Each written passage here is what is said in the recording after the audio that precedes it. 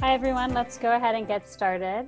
This will be a kind of looks like an intimate conversation, so there'll be a lot of time for Q&A but just a few moments of housekeeping before I transition things over to our esteemed panelists from Elk Grove. So my name is Betsy Ehrman. I'm here to support you during the next 45 minutes or so.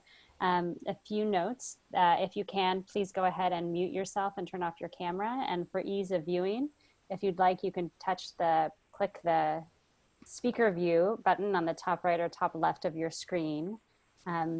We'll have about 10 minutes reserved for Q&A at the end, so you can go ahead and note questions during the presentation in the chat function, or at the end you'll have a chance to pipe in via video or again via the chat function. So with that, I will turn it over to Elk Grove. Thank you. Okay, thank you very much.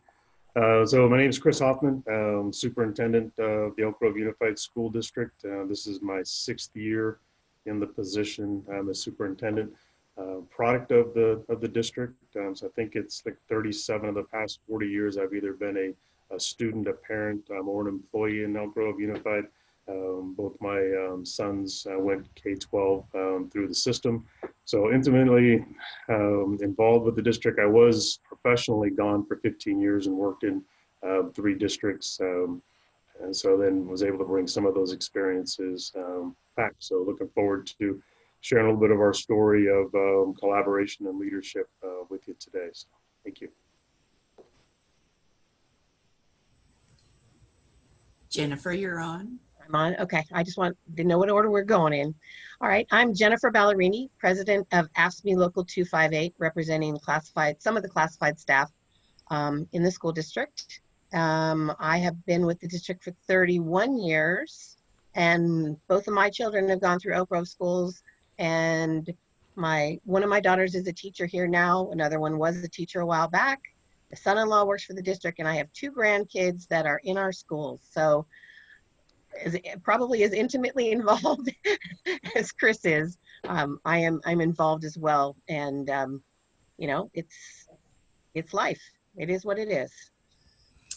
I'm Maggie Ellis. I am a 5th grade teacher and lead association director for Elk Grove Education Association. Our model here is that anybody who's in leadership in our office is also still teaching. So every decision that we make is something that we will also live. So let's get started. So our overview, hopefully I can get this to work. There we go. We'll go over a few, our snapshot. We'll go over our partners in education, the scope of the work that we've been doing as partners, and our latest collaborative efforts. So we have a long history of a stable district with EGA union leadership. We've benefited from a school board that was consistent with very little turnover. And since our unification in 1959, we've had 6 superintendents, many lasting about 10 years. And Chris has already been told that he cannot break that kind of record. So collaboration in our district has really been a focus of the teachers and labor and management with the teachers union, excuse me. It didn't really incorporate all of our units. So we had pockets of collaboration. One of the things that we are very proud of is our Elk Grove Retirement Benefits Employee Retirement Trust, EGBERT, and that is the retirement benefits for all employees. It doesn't matter what your station is. That is co-facilitated by labor and management units with representatives from all units on the EGBERT board. We also have our joint healthcare committee that was developed when we started seeing real issues with healthcare. And they review costs, plans, looking towards future, similar structure as EGBERT, with representatives from all labor units and management, and also co-facilitated. Jennifer Ballerini is one of the co-facilitators with the district. Those 2 things are something we are very proud of and has brought us together. But during the beginning times, it didn't reach out into other areas of our work. So the recession hit. We had very strained relationships with the superintendent at the time and the school board. And from EGA's viewpoint, we became aware that collaboration, which we thought was a foundation, was not as foundational as we had believed. And it was very painful to go down a path of mediation. Our association's foundation has always been about shared decision-making, joint responsibility, looking at the whole picture so that we can make the best decisions together. Coming back from what we felt was a breach of trust at the time and a commitment to collaboration, we elected, and with the help of some other units, a new school board members, and began to reset the relationship. It was at that time that we started to bring all labor units in together to do trainings. And Jennifer can remember, I think, first time we sat in a room and did some training on interest-based bargaining. And we tried to mix each other up so that we weren't just sitting in our own little pockets. We really wanted to get to know each other. And the relationships with all units started to improve, but the distrust was still pretty deep. And the real change really only began when we got a new superintendent. And I will switch over to what do we look like as a district? Because this is really key to our working together. Very few people know that we're fifth largest in the state. We have rural, suburban, urban, many communities. How many cities, Chris? Do we have 4 cities? 3 cities. 3 cities and a bunch of townships. We have a lot of unincorporated land, which leads to growth. And there was a point in time we were opening 2 to 4 schools a year, which was good on one end, it was challenging on the other.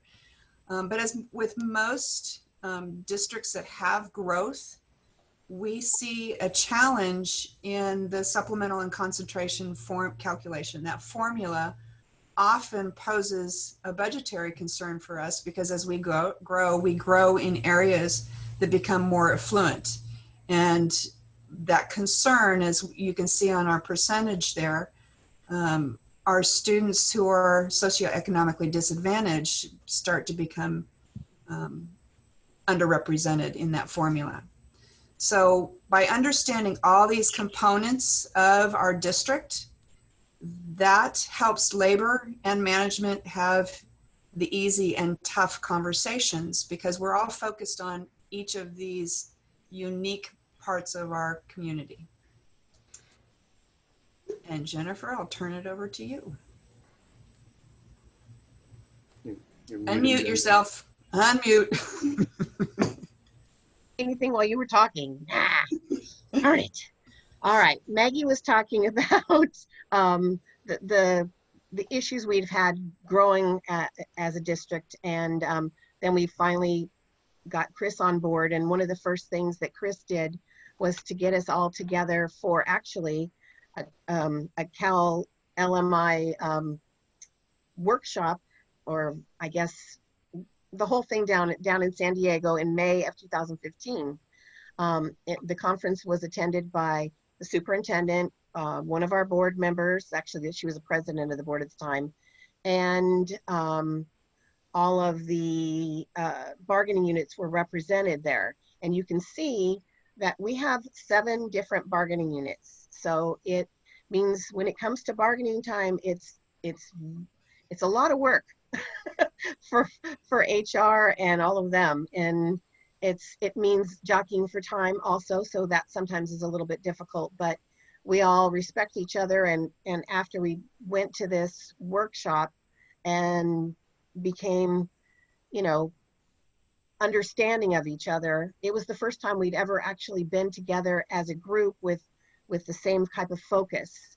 And the funny thing about going to this was I got the invitation to go, and I was so excited, and it happened to be a day of an executive board meeting for me. So I went to my executive board that night, and I was excited to tell them that I was going to get to go and be part of this big group that the district was putting together. All the bargaining units were going to be there, and how wonderful it was, and we could all work together, and all of that. And my lovely business agent at the time says, "You aren't really thinking of going, are you?" And I was shocked by what she said. And I said, of course I'm going. Why would I not go? And she said, you know, they're going to try to brainwash you. It's just the way they are. You know, they're going to try and brainwash you, and you're going to put the union in jeopardy. And, you know, you can't make decisions down there without us and all of this. And I was shocked by what she said, and also remembered, oh, I'm the president, you're not. So I decided I'm going, and I'm going to make this district better. And that's what we can do, is make the district better. We felt like a team, we worked like a team. And at one point all of us were at a table together, and we started to look at what makes up our group. And we realized, oh, we're all like a piece of a pie. You're this percentage of it, we're this percentage, and all the way around. And so we went, oh, we should name ourselves Pie. Let's start it. Let's make it a real group that we carry on after here. And so we had to think of what Pie was going to stand for once we did that. So we came up with Pie as Partners in Education, which worked perfectly because that's exactly what we are. And ever since that whole conference and everything, we've come back and we've had monthly meetings. Everybody knows that they are an equal stand, whether you have a doctorate or a high school diploma, you still have the same rights to have a voice when we get together. Everyone is equal. And when new people come in, it takes them a minute to understand, oh, I really can say what I want to say in this meeting, and it's not going to come out of here. There's nothing legal goes on in there as far as breaking trust for doing any bargaining or anything like that. But it's definitely helped us with increasing the collaboration, our communication. Quite a few things have meant that we work together on all kinds of projects and send out joint communications, which I really think makes our employees feel safer too, because they know that we have just the biggest piece of the pie as the teachers do, and the psychiatrists, all of them, everybody has a share in what we're doing. And when we meet for our LCAP, they always include all of us, and we all get to put forward what we're thinking about. And it's just a much better way to work. And now it's Chris's turn. All right, so thank you very much. So I appreciate both Maggie and Jennifer and the words they've shared with regards to the forming of the group, the Partners in Education group. And so what we're going to speak to now is actually some of the actual work that we've done. Because it's one thing to have a group of people that get together and respect each other, work together to meet their needs and to meet my needs as we work through, and we do that. But we're going to actually share some examples of some work that we've actually done. So the first piece you'll see here is kind of one of the center points of the work that we did very early within the group. So Maggie spoke to the idea of interest-based bargaining, and most people know it's a method that you use as opposed to traditional positional bargaining, and it's been very useful in the Elk Grove Unified School District for decades. It's been in place for a very long time. But one of the things that we latched onto was a work that I came across regards from the Arbinger Institute, and it talks about the outward mindset. And the focus of the outward mindset is really seeing the humanity of each person that you interact with on a daily basis, being aware that the mindset that you bring to any situation has a huge impact on your behaviors, and your behaviors individually and your behaviors as an organization directly impact the outcomes that your organization or that you end up experiencing. And so that was really the kind of the work behind us. We had an agreement between our Partners in Education group, my executive cabinet, and the school board. All three leadership groups agreed that this was a set of work that would be foundational to everything that we do moving forward. And so just as an example, if you have an outward mindset, and I have an outward mindset, I see the humanity of everyone around the table. And so if you're doing interest-based bargaining as an example, if you follow the exact steps of interest-based bargaining, but everybody at that table has a focus on their needs and not the collective needs, you can go through the process and you'll probably end up in a better place than if everybody followed the steps of positional bargaining and had the same mind frame. What we believe is, though, at the bottom of this pyramid, you see getting out of the box and being outward. If you do the exact same steps of interest-based bargaining, but everyone around that table is doing so with an outward mindset and has the hopes, dreams, and challenges of other people in mind, that going through those exact same steps, you'll end up in an even better place than you would have following the same steps if people had an inward mindset. So we use the term mindset before process. So there's a lot of things that we do, but one of the things we pay particular attention to is our mindset in doing this work. And there's another slide ahead where I'll be able to touch on it a bit more. And that's actually something every bargaining session, we start with a check-in where we personally connect on some sort of a topic to ground ourselves and reminding each other that, hey, I see you, we have common interests, and it's fun. It's a way to really just connect before you do hard conversations and hard work. So these are just some nuts and bolts, some of them kind of big and hairy, but these are actual things that we've accomplished as a group and or currently working on within the PI group. So the first one's comparability study. Kind of hard to explain in a short amount of time, but basically we had every unit go through and identify within their scope of work job positions that they thought were not competitively compensated in comparison to other districts that we were competing for talent. And each group got to pick theirs. We hired an outside company to go through and do the research to find out exactly what it was that the other districts were paying. And we identified some people, we found out that they thought they weren't very comparable. They were plenty comparable, but there was other folks that weren't. And in the end, in a bargaining session, we actually added a section of the 7 agreements that we did, and each bargaining unit was allocated a set of dollars to adjust the salary and compensation level of specific targeted areas that were not competitive compared to others.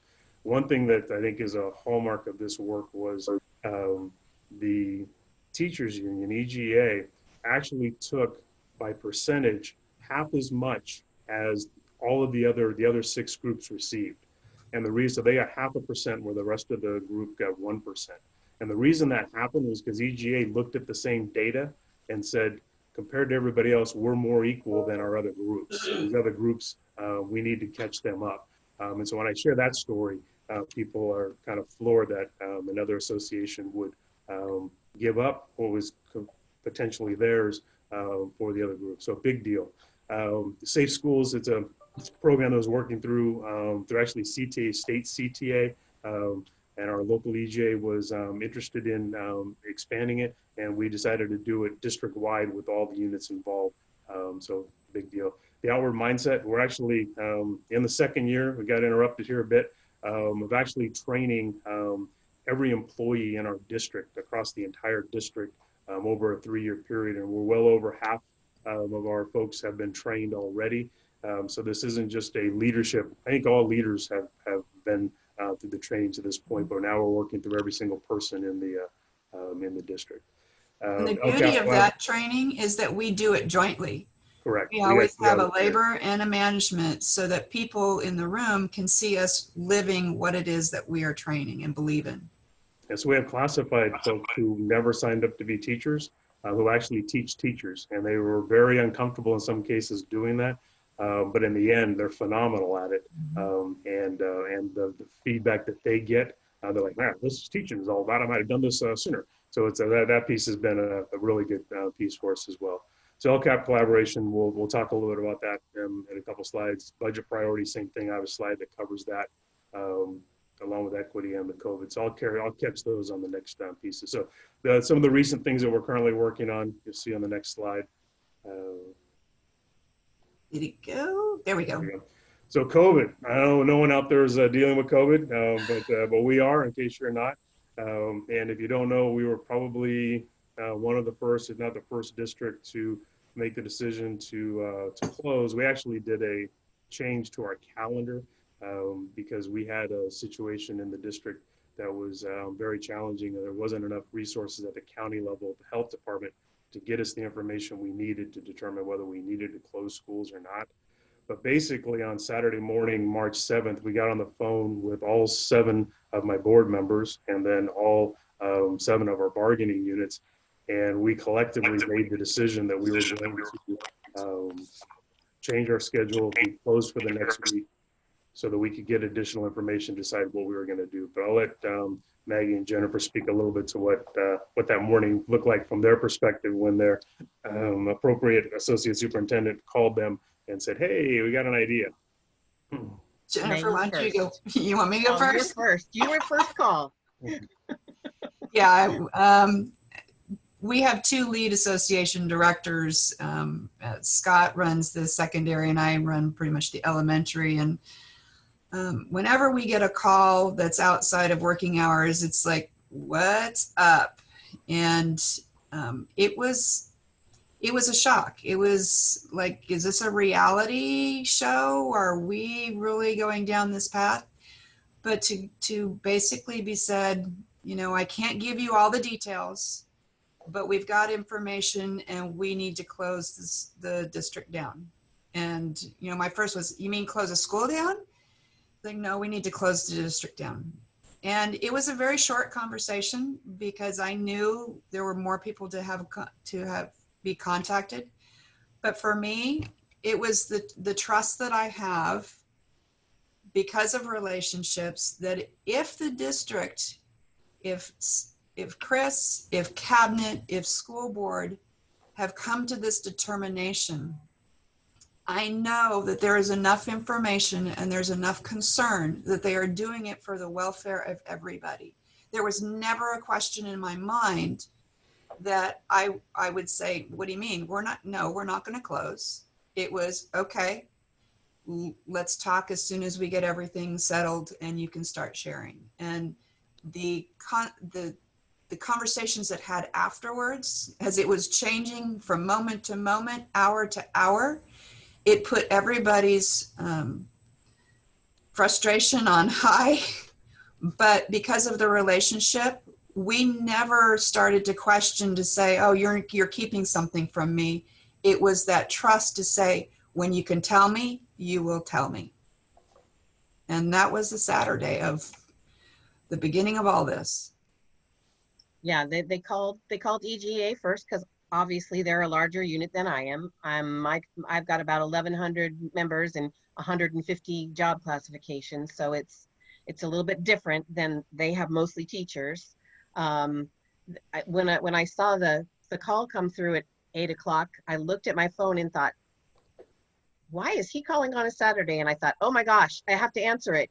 Answered it and I said, who died or who got arrested? Because that's the kind of calls I will get on the off time. That is the honest to goodness truth of what I thought. And then once he explained what was going on, that they've talked to EGA, at that point it was to move spring break up to that next week. And so my brain obviously is shifting gears and trying to think all the things that are going through it. And as soon as I could answer, I said, okay, I get it.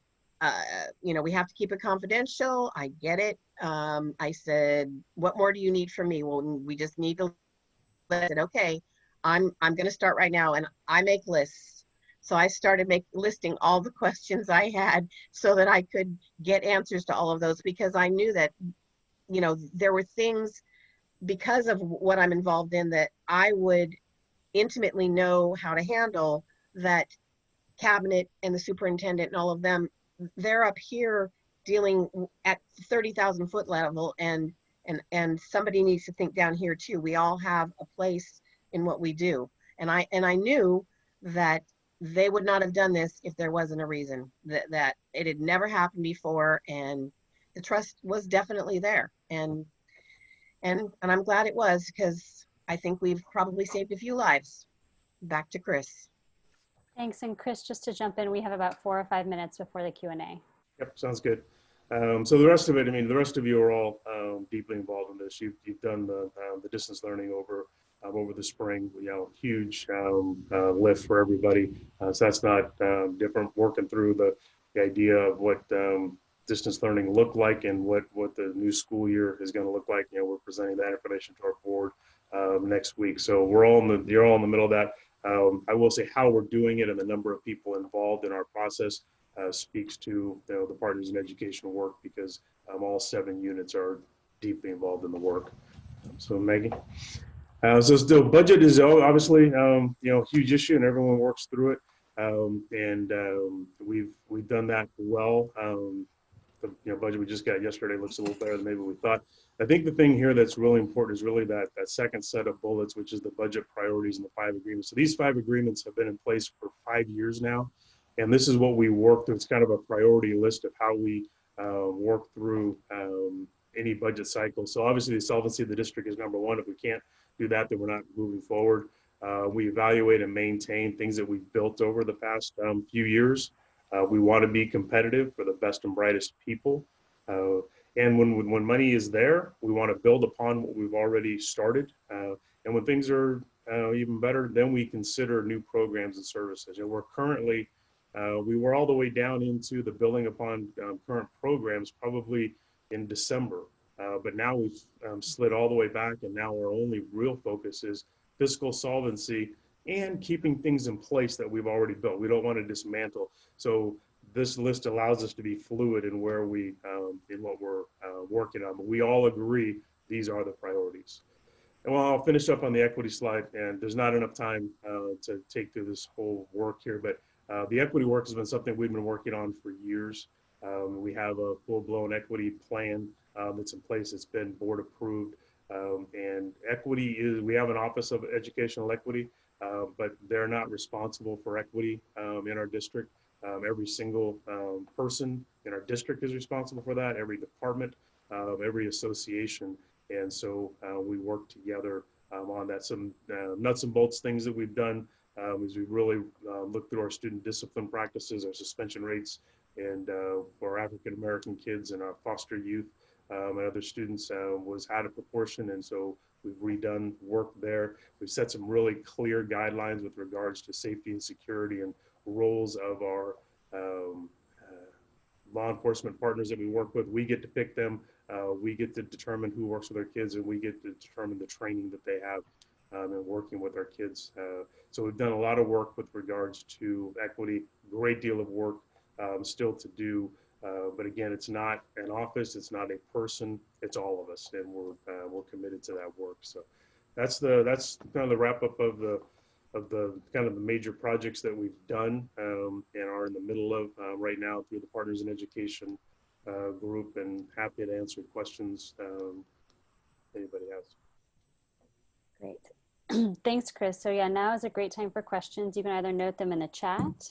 Here we have our first question from Mary Beth, and then otherwise feel free, since we're a small enough group, to just unmute yourself. So Mary Beth you mentioned that your existing collaboration was strained to the point of mediation during the recession. What are you doing differently now? What structures or processes are you using to help ensure that collaboration continues regardless of players involved or crises occurring?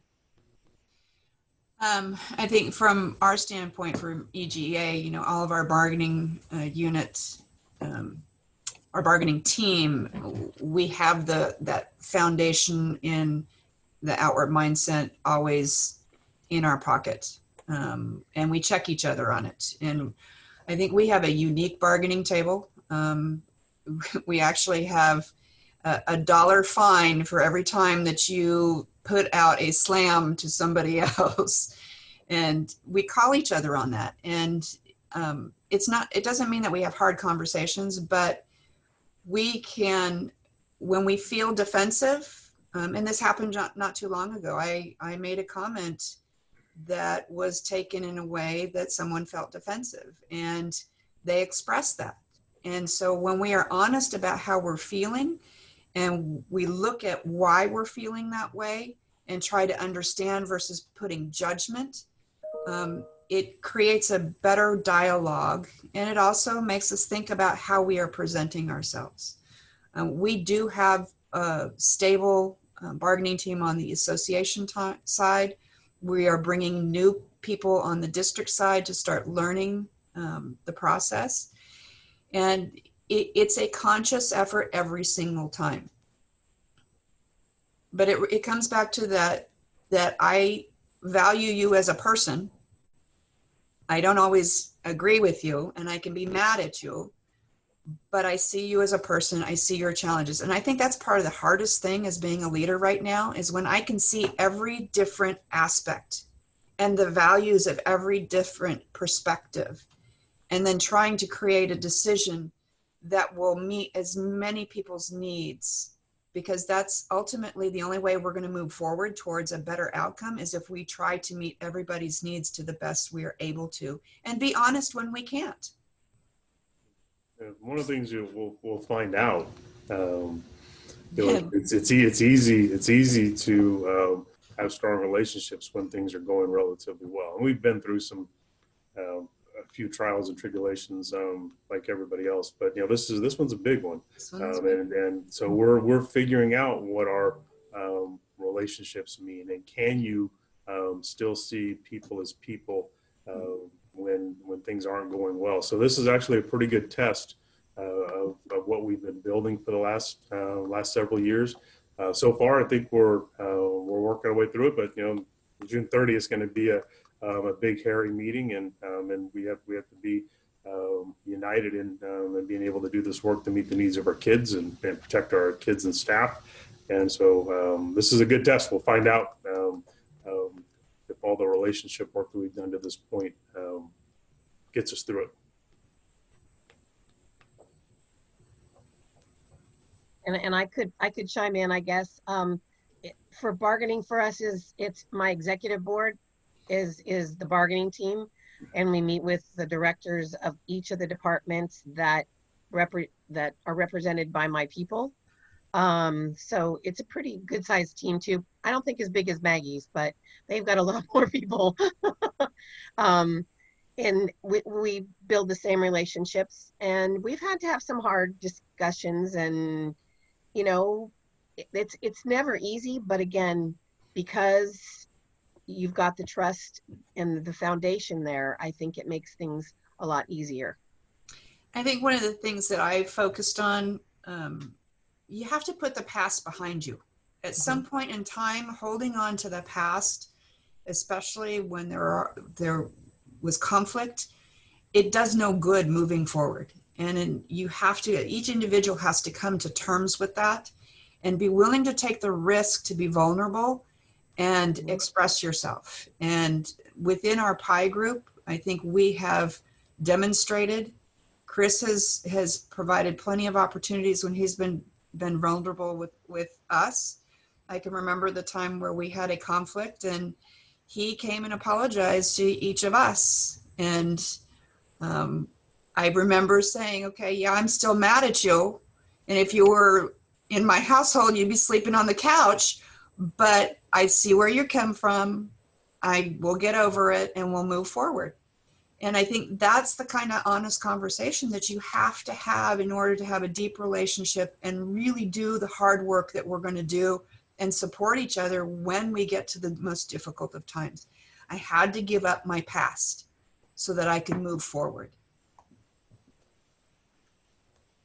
Thank you. We have time for one more question. I have a question. This is John Lovato. I'm with the Mountain View School District, and actually my superintendent and our association leaders are presenting in another session right now. And we've been on this journey for about 3 years. And I want to say thank you for sharing your story. A lot of great progress, and I can tell that you have a strong culture. One of the questions that I do have for you is related to not so much the work that's done at the top level, in terms of the union leadership and the district leadership, but what have you done in terms of like at the site level, at the department levels, because you have leadership there.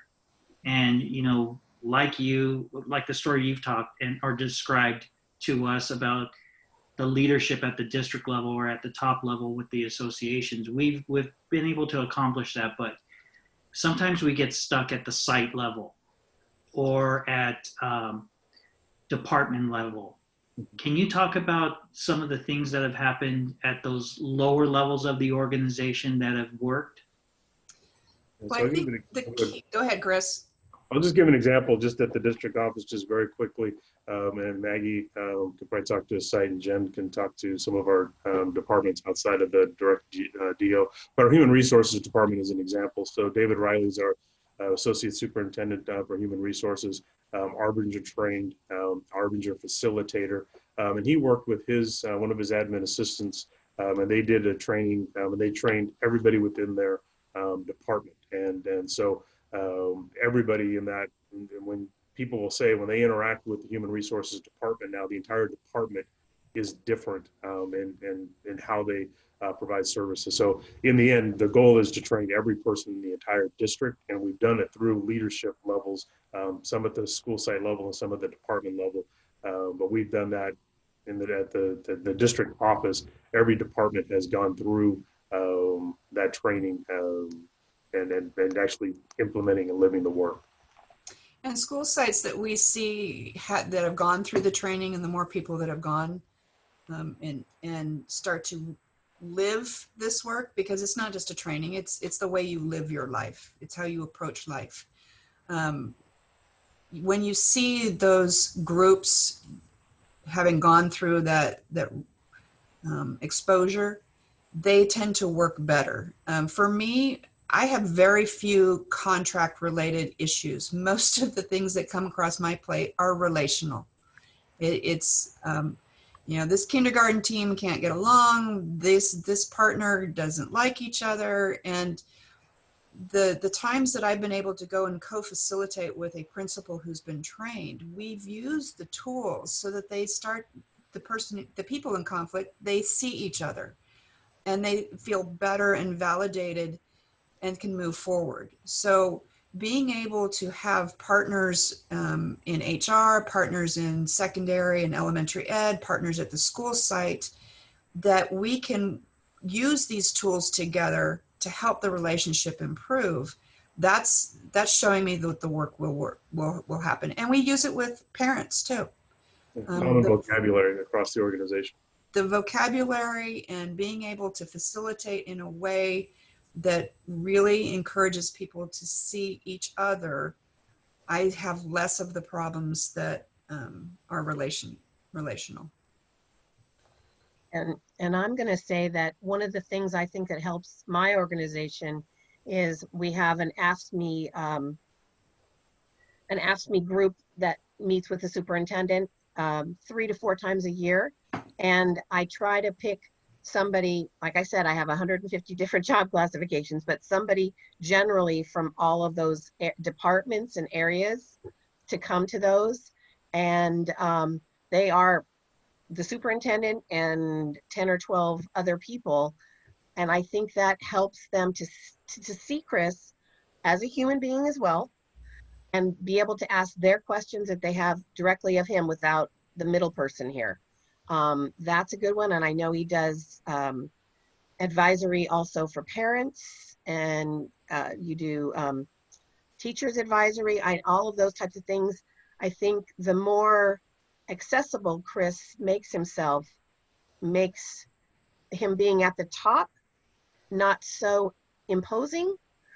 I don't know how else to say it except that he's a person just like the rest of us, and if you have a question, ask. That's it. And I feel that okay doing that. And I will tell you that, like I said, 31 years in the district, he's the first superintendent I've felt okay doing that with. Let me just say that. And I don't want anybody to think that this is all touchy-feely, because we have hard conversations. Yeah. And there are times where we have to tell employees, or we have to tell district management, we have a hard conversation, but I can do it in a way that I am not tearing you down to make myself feel better. I am not having it where you leave the room feeling like you are less than anybody else who works for the district. We want people to be able to improve if they need to improve. We want them to feel cared for and supported if they have had difficulties. And ultimately, if you feel like you can't do what is being asked of you, it's okay for you to leave, but you leave on a note in which you've been seen as a human being with challenges, with different interests, and still of value. And I think that's the balance that people have to develop in their toolkit, because too many times, from my experience, people leave crying because they're in such pain, versus crying is like, oh, you saw me and I needed help, thank you. So that's the challenge of the work, and making sure that all of our leaders and all of our teachers, because they're going to do it with kids too. This isn't just working with adults, this is working with kids too, in our community and our community organizations. This mindset work will take you into your own household with your own spouses and your own children and your own brothers and sisters and aunts and uncles. It's a way of living and seeing people, which we need more in this world. And I can't speak to that strong enough. And I really have to give credit to Chris, because he brought it to us. And some people say, yeah, you drank the Kool-Aid. And it's like, well, it's pretty dang good Kool-Aid, because everybody feels valued. Wow, that's a great note to end on. So huge thanks to Maggie, Jennifer, and Chris for your contributions. I want to echo what's being featured in the chat, which is you are a true inspiration and a great model of collaboration. All just to note that recordings for all of the session, this and the other sessions, will be available on the event website. And we're going to resume at 12:45 with the roll-alike sessions. That also, those links are available on the event website, and I will stick around if there are any questions. But otherwise, again, thank you so much, and wishing you a great rest of the summit. A work in progress. Thanks, yeah, for sure. Thanks, everybody. Maggie, Jennifer, thank you. Take care. Thank you, guys. Thank you. It's a pleasure.